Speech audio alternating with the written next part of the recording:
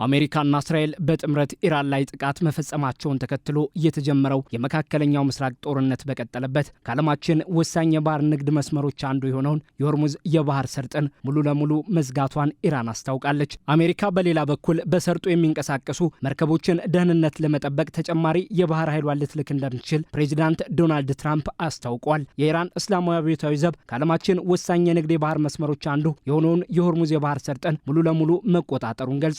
በቀጠናው በመከናወን ላይ ያለው ጦርነት ለአውሮፕላኖች የአየር ክልሎችን አስጊ ከማድረጉ ባሻገር ይህንንም የባህር መስመር ለመርከቦች አደገኛ አድርጎታል። ኢራን ለማናቸውም መርከቦች በሰርጡ መንቀሳቀስ አደገኛ መሆኑን ገልጻለች። ከ10 በላይ መርከቦችን ኢላማ መደረጋቸውም ተጠቁሟል። አሜሪካም የባህር ኃይሏን የመርከቦችን ደህንነት ለመጠበቅ ስትል በተጨማሪ ለመላክ ዝግጁ መሆኗን የሀገሪቱ ፕሬዚዳንት ዶናልድ ትራምፕ ገልጸዋል። የመከላከያ ሚኒስትሩ ፔት ሄግሴት ተጨማሪ ኃይል እየመጣ ነው ሲሉ በሰጡት ጋዜጣዊ መግለጫ ጠቁሟል። አሜሪካ አሸናፊነቷን የምታረጋግጥበት ጊዜ መሆኑን ጠቁሞ ፕሬዚዳንት ትራምፕ እንደተናገሩት ይሆናል ብለዋል። መከላከያ ሚኒስትሩ አሜሪካና እስራኤል የኢራንን ሰማይ ሙሉ ለሙሉ ተቆጣጥረዋል ሲሉም ተናግረዋል። በስሪላንካ አቅራቢያ የኢራን መርከብ እንዲሰጥም መደረጉም ጠቁሟል። ሄዝቦላ የአያቶላ አሊ ኻሜኒ ግድያን ለመበቀል በሚል በእስራኤል ላይ ጥቃት መክፈቱን ተከትሎም በሊባኖስ ላይ ጥቃት የከፈተችው እስራኤል አዳዲስ የጥቃት ማዕበሎችን በደቡባዊ ሊባኖስ መፈጸሟን መቀጠሏ እየተገለጸ ነው። የእስራኤል መከላከያ ጦሩ በሊባኖስ ስልታዊ ስፍራዎችን ጭምር እንዲይዝ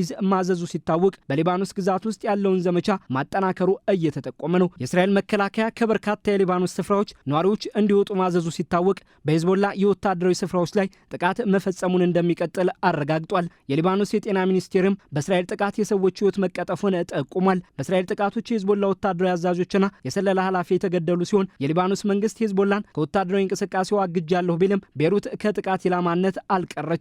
እስራኤል በቤሩትና ደቡብ ሊባኖስ ክፍሎች ጥቃቶችን መፈጸሟን መቀጠሏ እየተገለጸም ነው። ሄዝቦላ በበኩሉ የትዕግስት ቀን አልቋል ሲል የሊባኖስ መንግስትን እገዳ ውድቅ አድርጎ በእስራኤል ወታደራዊ መሰረተ ልማቶች ላይ ጥቃቶችን መፈጸሙን መቀጠሉን ጠቁሟል። በእስራኤሉ የሃይፋ የባህር ኃይል ጣቢያ ላይ ጥቃት መፈጸሙንም አስታውቋል። ይህም እስራኤል በሊባኖስ ለፈጸመችው ጥቃት ምላሽ እየፈጸመው መሆኑን ገልጿል። የእስራኤል መከላከያም ከሊባኖስ ግዛት የተሰነዘሩ ጥቃቶችን አረጋግጦ አብዛኞቹን አክሽፌያለሁ ብሏል። የሊባኖስ የደህንነት ኃይልም የእስራኤል ጦር በደቡባዊ ሊባኖስ ከተሞች መግባቱን ገልጿል። የእስራኤል ጦር ወደ ሊባኖስ ግዛት የገባበት ርቀት እስከ 2 ኪሎ ሜትር እንደሚደርስም ተጠቁሟል። ሆኖም በግዛቶቹ በእስራኤል ጦርና በሄዝቦላ ታጣቂዎች መካከል ቀጥተኛ የፊት ለፊት ጦርነት ውስጥ ስለመግባታቸው የተባለ ነገር የለም። ሁለቱም ወገኖች ግን የአየር ጥቃቶችን እየፈጸሙ ነው። ሄዝቦላ በቴል አቪቭ ወታደራዊ ጣቢያዎች ላይ ጥቃት መፈጸሙንም ገልጿል። የእስራኤል መከላከያ በዚህ ዘመቻው በጸረ ታንክ በጣት የሚቆጠሩ ወታደሮቹ ጉዳት እንደደረሰባቸው ጠቁሟል። 5ኛ ቀኑን ባስቆጠረው በዚሁ ጦርነትም የሰሜን አትላንቲክ የጦር ቃል ኪዳን ህብረቱ ኔቶ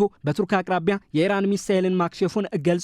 የኢራን ሚሳኤል ወደ ኔቶ አባሏ ቱርክ የአየር ክልል እያመራ እንደነበር አስታውቋል። የቱርክ መከላከያ ሚኒስቴር በመግለጫው ኢራቅና ሶሪያ አልፎውን ወደ ቱርክ ያመራውን የባላስቲክ ሚሳኤልን በተገቢው ሰዓት ማክሸፍ መቻሉ ገልጿል።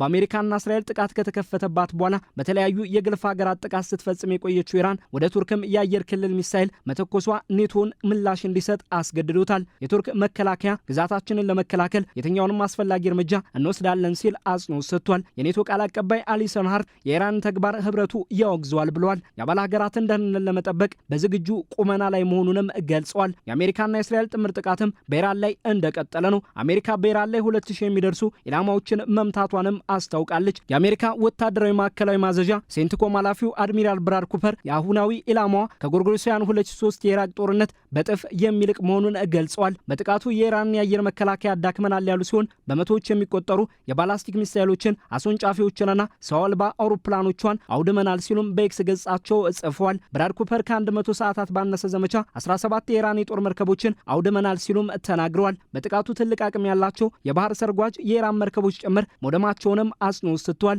በግድያ ኢላማ ሳቢያም በጥምር ጥቃቱ የተገደሉባትን የቀድሞ ሁለንተናዊ መሪዋ አያቶላህ አሊ ኻሜኒን የ3 ቀናት መንግስታዊ ያዘን ስነ ስርዓትን ኢራን አራዝማለች። አያቶላህ አሊ ኻሜኒ በትውልድ ስፍራቸው ማሻድ የቀብር ስነ ስርዓታቸው እንደሚፈጸም ይጠበቃል።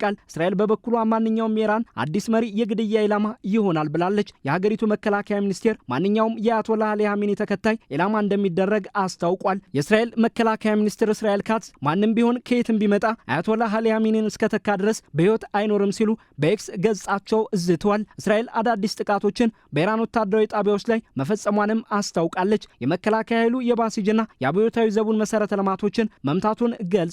የውስጥ ደህንነት ማዘዣ ጣቢያንም መምታቱን ነው ያስታወቀው። በኢራን ውስጥ በቀጠለው የአሜሪካና እስራኤል ጥምር ጥቃትም ህይወታቸው ያለፈ ሰዎች ቁጥር ከ1000 ልቋል። በኢስፋሃን ኒውክሌር ጣቢያ አቅራቢያም 2 ህንጻዎች መመታታቸውን የዓለም አቀፉ የአቶሚክ ተቆጣጣሪ መረጃ ጠቁሟል። ሆኖም በኒውክሌር መሰረተ ልማቱ ላይ የደረሰ ጉዳት ስለመኖሩ ምልክቶች አለመኖራቸውን የሳተላይት ምስሎች መጠቆማቸውን ገልጿል። አሜሪካ ዜጎቿ ከመካከለኛው ምስራቅ ለቀው እንዲወጡ ባዘዘችበት ኢራን በገልፍ ሀገራት ላይ ጥቃት መፈጸሟ እንደቀጠለ ነው። የእስራኤል መከላከያ ሚኒስትር ፔቴግዝ በበኩላቸው የመካከለኛው ምስራቅ ቀጠናን ሰላም ያናጋው ጦርነቱ እስከ 8 ሳምንታት ሊቀጥል እንደሚችል ጠቁሟል። አሜሪካ ጦርነቱን ገና ጀመረች ሲሉም ዘለግ ላለ ጊዜ የመቆየቱ ነገር እሙን መሆኑን ጠቅሰዋል። ለነዳጅ አቅርቦት ወሳኙ የቀጠናዊ ባህር መተላለፊያ ሆርሙዝን ኢራን ሙሉ ለሙሉ ዘግቻለሁ ስትል፣ አሜሪካ በበኩሏ ተጨማሪ ባህር ኃይልን ለመርከቦች ደህንነት እልካለሁ ብላለች። የገልፍ ሀገራት ላይ ኢራን የምትፈጽመው ጥቃት በቀጠለበት ኔቶም ለመጀመሪያ ጊዜ ወደ ቱርክ የአየር ክልል እያመራ ነበር ያለውን የኢራን ሚሳኤል ማክሸፉን ጠቁሟል። እስራኤል በሊባኖስ ላይ የምትፈጽመውን ጥቃት ባጠናከረችበት